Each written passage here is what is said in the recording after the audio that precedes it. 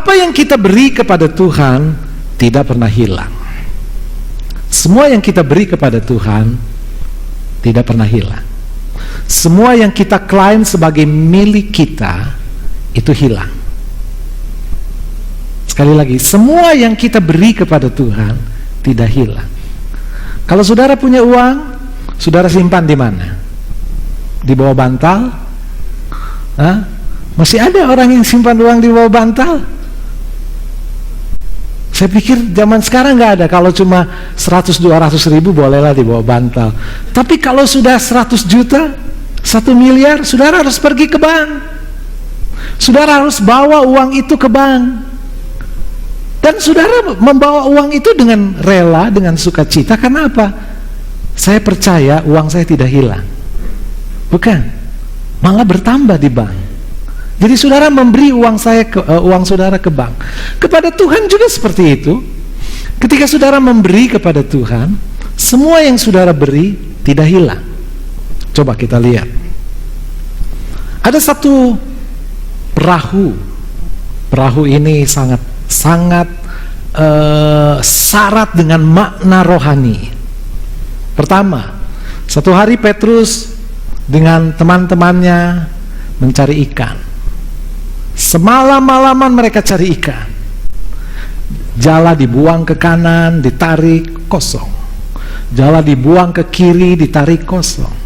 Begitu pagi menjelang, Yesus panggil mereka.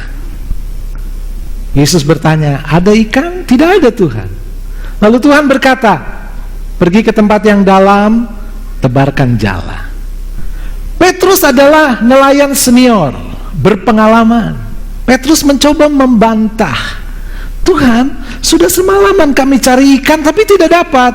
Tuhan berfirman, pergi ke tempat dalam.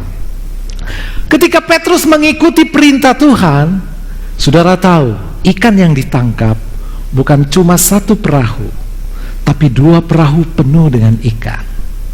Kalau saudara taat kepada firman Tuhan, berkat yang saudara impikan akan Tuhan beri jauh melampaui pikiran kita. Katakan amin. Ketika kita taat kepada firman Tuhan, mimpi besar kita akan Tuhan wujudkan 2 kali ganda. Itulah firman Tuhan. Yang kedua, di perahu yang sama, Yesus memakai perahu yang sama di Danau Galilea. Danau Galilea itu seperti laut. Ya, di sekeliling Galilea, danau ini banyak kota-kota besar seperti Nazaret, kota Galilea, ada banyak kota di situ. Danau itu bagus, tapi begitu angin ribut besar datang, maka danau itu seperti laut, ombaknya besar, dan itu dialami oleh murid-murid. Ketika datang angin besar itu, mereka berusaha mengatasi ombak sendiri, mengatasi badai sendiri, karena mereka biasa di danau itu. Tetapi rupanya badai hari itu extraordinary, badai yang tidak biasa, badai yang sangat dahsyat. Mereka tidak bisa mengendalikan, perahu mereka terancam pecah. Untung ada Yesus di sana. Yesus berdiri dan Yesus berkata kepada angin, Yesus berkata kepada badai, tenang, diam. Badai tiba-tiba berhenti. Kalau saudara mengalami badai hidup, jangan cari orang, jangan cari manusia, cari Tuhan. Kalau saudara mau menangis, jangan menangis kepada orang, menangislah kepada Tuhan. Setiap air mata yang jatuh di kaki Tuhan akan Tuhan ubah menjadi solusi. Katakan amin. Nah, ketika Yesus menghentikan badai di perahu yang sama, maka semua murid terheran-heran. Siapa orang ini sampai badai pun taat? Saudara tahu? Perahu yang dipakai oleh Yesus itu pada tahun 1986 ditemukan. Saya pernah ke sana. Saya melihat perahu itu sendiri. Seperti itu. Semua perahu-perahu ini usianya 2000 tahun.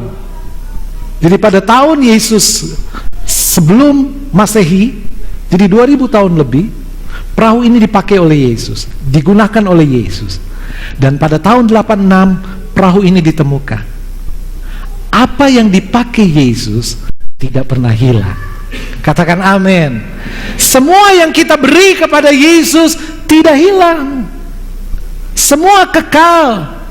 Yesus berkata, kalau engkau mempertahankan hidupmu, nyawamu, engkau akan kehilangan hidupmu, engkau akan kehilangan nyawamu.